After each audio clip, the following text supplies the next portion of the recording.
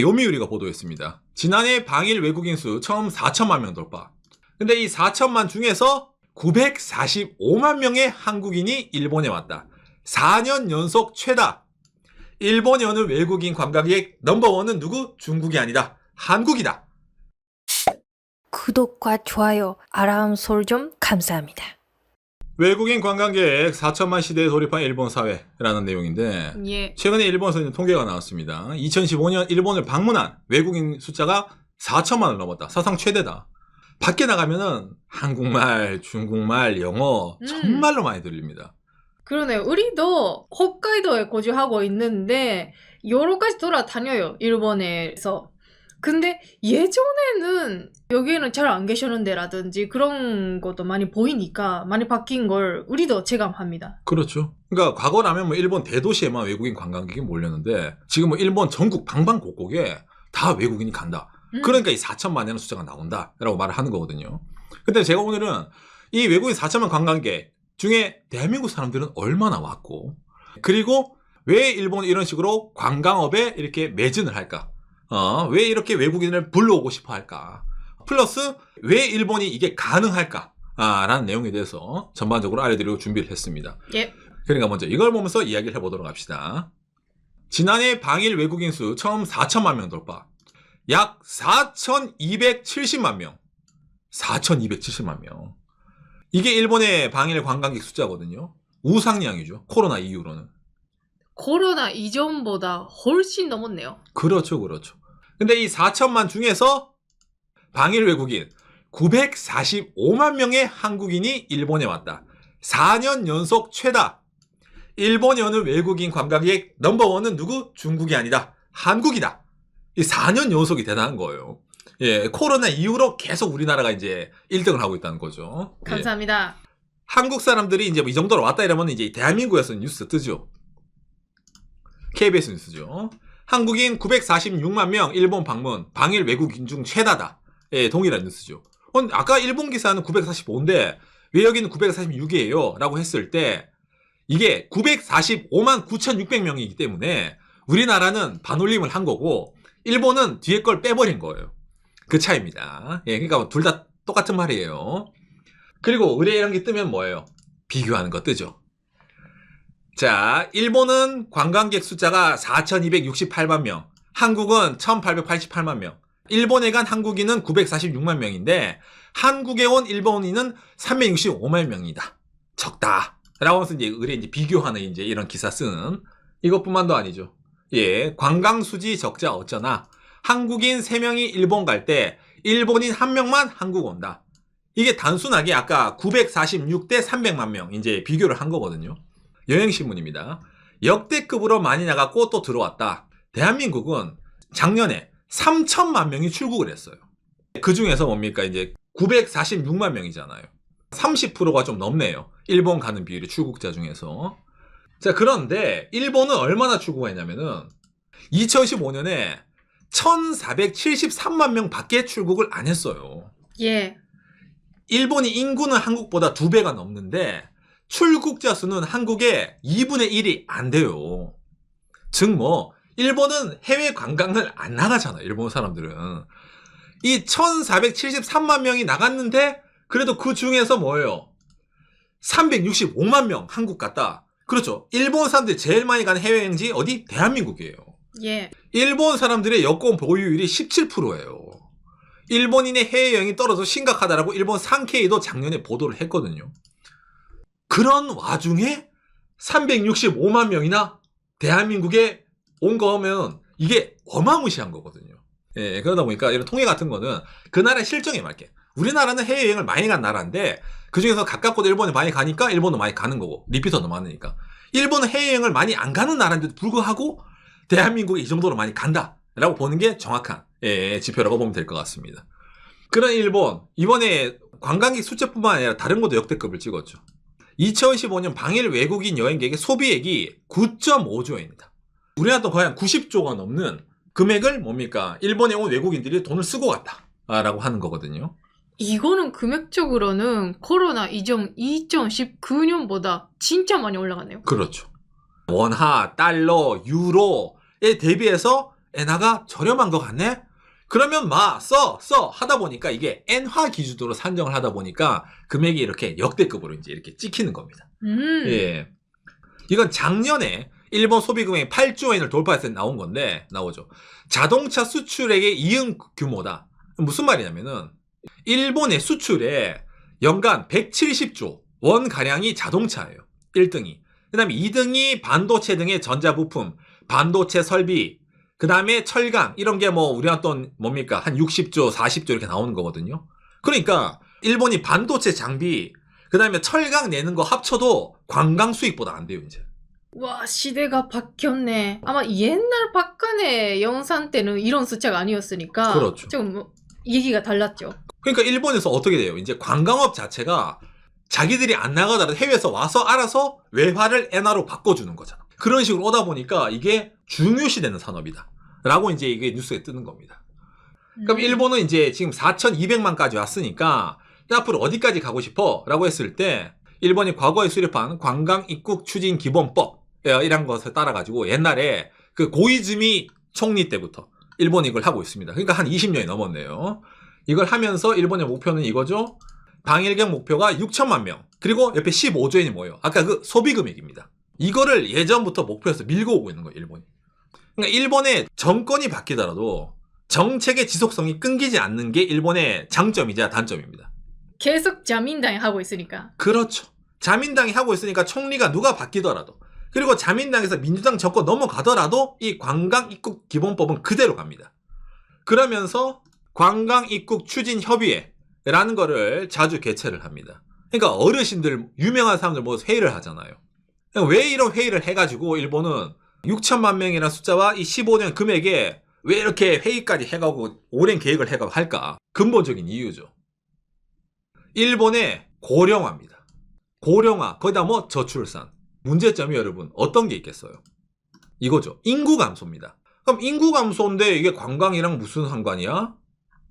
검은색으로 칠해둔 데가 일본의 인구가 10,000명 미만인 지자체예요. 2020년도에는 인구가 10,000명 미만 지자체는 홋카이도는 사람들이 별로 안 사니까 그렇다 치더라도 본토는 적죠. 그런데 2050년이 되면은 본토에도 인구 10,000명 미만인 지자체가 많이 늘어나. 홋카이도는 거의 삿포로 주변 말고 전멸이야. 이게 예상되는 겁니다. 그런데 거의 경제가 안 돌아가. 노인들밖에 안 사니까. 그죠? 그러면은 그 노인들에게 일자리를 줘야죠. 그 노인들에게 일자리를 주고 그 동네에 예산을 투여할 건덕지를 줘야죠. 예를 들어 그 지역에 관광 개발을 어느 한 지역에. 그러면은 고용이 필요하죠. 노인 고용뿐만 아니라 외지에서 기업도 진출해야 됩니다. 외식업, 호텔업. 예, 그러면 그 주변이 개발이 돼요. 일자리가 돼요. 예, 그런 식으로 있잖아. 이걸 일본이 정해서 아닙니다. 경쟁을 시킵니다. 어떤 식으로? 어느 지자체는 지자체 내에서 아이디어를 내가지고 우리는 한국 사람들 환영이에요. 박간의 영상. 두둥. 일본 사가현이라든지 맞아야 말하는 그런 데는 한국 사람들이 쿠폰 줄게요. 한국 사람들 오세요. 불러드리잖아요. 그걸 왜 할 것 같습니까, 여러분? 그래야지 일본 이런 데서 프레젠 가는 거예요. 여러분, 저희 동네는 이렇게 노력을 해가지고 외국인 관광객 불러 모았어요. 그러니까 우리 동네에 다리가 허술해. 버스가 낡았어. 국가 예산 주세요라고 쇼부 들어가는 거예요. 그러면 국가에서도 일본 정부에서 할 말이 있죠. 다른 지자체는 인구가 줄어드는데 아무 노력도 안 하는데 야 너희는 촌동네인데 한국 사람들 불러들이고 홍보도 하고 노력도 많이 하네? 니들한테 세금 주더라도 아무도 말을 못하겠다. 대의 명분이 생기는 거야. 그런 식으로 일본 지자체가 경쟁이 들어갑니다. 그러니까 일본 지자체가 적극적으로 대한민국 저가항공사한테 영업 가잖아요. 우리 동네에 취향에 있어요. 한국 사람들 불러주세요. 돈 줄게. 저가항공사. 왜? 실적 만들려고. 그래야지 일본 정부에서도 돈이 들어가거든요. 거기에. 그러면 보조금도 있고 그렇게 성과를 내면 더 주는 것도 있고. 그렇죠. 여러분들이 일본 여행 와보신 분 공항에 도착할 때 여러분 할머니 할아버지들이 QR 코드 비지트 재팬 QR 코드 비행기 내리자마자 1명, 2명, 한 5명 이상이 여러분들 이거 안 물어봤어요? 뻔히 저 앞에 안내판이랑 기계 있는데 왜 저 사람들은 나한테 맨날 첫날 QR 코드 있습니까? 있어요? QR 코드? 이거 안 물어봐요, 여러분. 어르신들 어느 지방은 다. 그게 어떤 일자리 같습니까? 이것도 연결되는 겁니다. 그 사람들이 있을 수 있는 이유가 여러분들 덕분이에요. 이어지는 겁니다. 그러네. 분명 좀 필요 없지 않아? 라고 느끼는데 소중한 일자리죠. 그렇죠. 일자리죠. 그 다음에 여러분들이 일본 지방공항에 내려서 타는 버스 기사도 할아버지들 많을 거야. 버스 이쪽입니다. 안내하는 분들도 있을 거예요. 그런 사람들 다 고용이 들어가는 거고 갈 때마다 음식점이 바뀔 거예요. 외부에서도 장사되니까 들어올 거예요. 그런 식으로 지방경제 활성화에 외국인 관광객이 도움을 주는 거예요. 우리나라도 그럼 일본처럼 똑같이 그렇게 지방 지자체에서 해가지고 뭐 하면 되잖아라고 느끼잖아요. 그게 힘들어요, 대한민국은. 왜? 일본은 기본적으로 내수로 돌아갔던 나라입니다. 2024년 일본인의 국내 여행 소비 금액이 25조. 우리가 또 250조예요. 국내 여행에. 그러니까 아마 여러분들도 느끼겠죠. 여러 동네 갈 때마다 다 기념품 다르죠. 다 다르죠. 응. 그러니까 여러분들이 와서 일본은 야, 이 동네는 뭐 이렇게 뭐 과자도 기념품 종류가 다양한 뭐가 이렇게 많이 느끼잖아요. 그거 원래 여러분들한테 팔려고 한 게 아니에요. 일본 사람들한테 팔려고 하는 겁니다. 그러니까 일본은 원래부터 내수 관광객이 엄청 활성화되어 있어요. 그러니까 해외여행을 안 나가지. 이것도 뭐예요? 아까 말한 저출산 고령화. 어르신들이 못 나가. 아이고 이제 나 여행 못 가. 아이도 없어. 자, 그러면은 그걸 누가 유지를 시켜줘야 되잖아. 그러니까 아까 이것도 연결되죠? 그렇죠. 해외에서 불러오면 되잖아. 일본 입장에서 뭐예요? 이 관광 입국이란 걸 하기 쉬운 겁니다. 기존에 있던 일본인을 대상으로 한 인프라를 그냥 해외향으로 좀 약간 포장지를 바꿔버린 거기 때문이죠. 예. 일본은 세습 정치가요, 국회의원들이 대부분이. 근데 자기들이 대대소손 잘 먹고 잘 살려면은 자기한테 표를 주는 일반 국민들이 나라가 유지가 돼야 돼요. 누군가가 세금을 내야 돼요, 일본 내에서. 안 그러면은 일본 국회의원들이 뭡니까? 호의의식 못 하잖아요. 그러니까 그런 계획을 잘 짜요. 그러다 보니까 이런 식으로 길게 일본 사람들은 줄어들어. 일본의 내부 소비는 줄어들어. 사람은 줄어들지만 이걸 누가 채워줘? 외국인이 채워줘. 그 사람들이 관광을 해줘. 아니면 이게 발달되면 뭡니까? 외국인을 대상으로 한 외국인 기업들도 일본에 진출을 하잖아요. 그죠? 그러다 보니까 그 지자체 내가 살아날 방식을 따로 만들어내는 겁니다. 누구 힘을 통해서? 외국인 힘을 통해서. 그러니까 일본이 표면적으로는 이런 식으로 있잖아요. 돈 되는 산업이다 라고 하지만은 일본의 전체적인 경제 규모로 봤을 때 뭐 90조, 80조, 100조 이거 갖고 뭐 나라가 뭐 산다? 까지는 아닙니다. 일본이라는 나라의 크기를 봤을 때. 예를 들어 세금으로 80조, 90조 투여해가지고 저출산 고령가 나올 수 있어요? 못 나와요. 이거 해결 안 됩니다. 근데 외국인이 이 돈을 줘가면서 일본이라는 나라의 지방 붕괴, 노인 고용 문제 이걸 막아주네? 이거만큼 아리가또 한 게 어디 있습니까? 그죠? 그러니까 해외에서 오는 한국 관광객들에게 잘해주는 거예요, 여러분. 좋아하는 겁니다. 요즘 방일 외국인 분들 싫어라는 의견이라든지 그런 것도 많이 늘어나고 있지만 사실상 지방 같은 경우에는 특히 외국인 분들 많이 관광하러 와주시니까 일자리도 늘어나고 좋다라고 느끼고 있는데도 꽤 많으니까 그렇습니다. 그렇죠. 어쨌든 대한민국도 저출산 고령 아닙니까? 여러분들도 항상 지방 붕괴 이런 뉴스 정말 많이 보실 거예요. 어느 지방에 뭐 학교가 없어지고 노인들도 이제 없어 폐허가 됐다. 뭐 이런 거 해야 된다. 근데 아무도 지방에 가고 싶지 않잖아요. 일본도 마찬가지예요. 아무도 지방에 가고 싶지 않아요. 그러니까 뭐 외국인을 보내는 거예요. 관광객을 보내는 겁니다. 그 사람들이 가면 대신 가주니까. 그러니까 그런 의미로 대한민국도 여러분들 대신에 서울 사는 사람들 대신에 해외 관광객이 뭡니까 대한민국 방방곡곡에 가서 돈도 써주고 지방인을 활성화시켜주고 하는 게 제일 좋은 플랜이라는 느끼거든요. 그렇기 때문에 거기 위해서는 어느 정도 밑바닥을 닦아놔야 되는데 일본을 좀 참고를 해가면서 그런 점에서는 이게 부러워하는 게 아니라 일본이 저렇게 온다 왜 우리나라는 안 되냐가 아니라 그 정도로 똑같은 문제 저출산 고령화를 안고 있기 때문에 대한민국도 그런 점으로 시프트 해보는 게 좋지 않을까 좀 생각이 되네요. 오늘 내용이 여러분들의 참고가 되었으면 좋겠습니다. 감사합니다. 요시.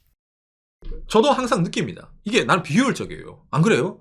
QR 코드 할아버지 한 명도 아니고 할아버지 할머니 지나가고 세간도 막 사람들이 막 줄 서 있고 나가면 뭐 인해 전술이야. 일본은 뭐 돈이 남아 더 나 약간 느끼잖아요. 저도 항상 그렇게 느낍니다. 정말 사람이 많네요, 공항에. 근데 그렇게까지 해야 되는 건덕지라는 거예요, 그게. 왜냐면은 그냥 돈을 주면은 안 되잖아요, 그것도. 형평성이 떨어지잖아. 그러니까 뭔가를 해라 하는 거거든요. 나름대로 일본식의 노인 일자리 창출 같은 느낌인데, 근데 그것도 그 사람들 그런 일을 하면은 외화를 벌어들이는데 일조하는 일이 되잖아요. 단순하게 노인 일자리 창출, 길거리에 가서 뭐 있잖아. 환경 미화라든지 다른 거 하세요라고 하면은 그건 굳이 할 필요가 없는 건데 외국인이 오니까 당신을 고용해야 됩니다라는 대의 명분이 있잖아요. 그러면 그 사람들도 뭔가 느낌이 다르잖아. 그 사람들은 보람이 생긴단 말이에요. 그 다음에 어르신이 돼가지고 영어 공부한다라든지 아니면 한국어 공부한다라든지. 그죠? 그러면 진행하는 지자체라든지 기업 입장으로도 이렇게 해외 관광객분들이 늘어났으니까 고용도 늘어났습니다라고 그렇죠. 증명할 수 있으니까 좋죠. 그렇죠. 근데 또 일본이 또 재밌는 게 또 뭐냐면 뭐예요? 관광 와서 돈 쓰고 와주는 외국인 좋은데 일본에 살고 싶으면 외국인은 싫어해요. 이게 중요한 겁니다. 터 잡고 살지는 마요. 와서 돈 쓰고 가란 말이야. 계속 그걸로만 회전을 시키겠다는 거예요. 예, 그럴 때 일본은 이민 정책에 대해서는 대한민국과는 다르게 좀 많이 배타적이거든요. 그래서 대한민국은 일본에 비해서 이민 정책을 좀 유연하게 하는 편이기 때문에 뭡니까? 일본보다 한국 내에서 거주하는 외국인이 더 많고 일본은 박한영상 영주권 갖고 있지만은 선거권이 없지만 대한민국은 영주권 갖고 있으면 지방자치제 선거권도 주는 것도 있기 때문에 그런 의미에서 대한민국은 외국인에 좀 더 좀 유연한 정책을 하고 있기 때문에 한일 양국 간에는 정책이 좀 차이가 좀 많이 나고 있다라는 거겠네요. 관광에 대한 정책도 아까 목표 연간 6천만 명 15조 엔이었는데 그것도 점점 페이즈가 달라지고 있어서 국민 간정이라는 게 있잖아요. 그렇죠. 그 외국인 분들 많이 오니까 관광 공해다 그런 거 좀 늘어나고 있으니까 그러면 숫자 목표, 인원수 목표는 조금 줄이고 단가를 올리자라는 식으로 지금 가고 있는 상황입니다. 그렇죠, 그렇죠. 앞으로 일본 관광이 뭐 6천만 아까 15조 엔 이 둘 다 달성보다 어느 한쪽으로도 시프트 할 수 있는 그런 상황도 올 수 있다는 거겠네요.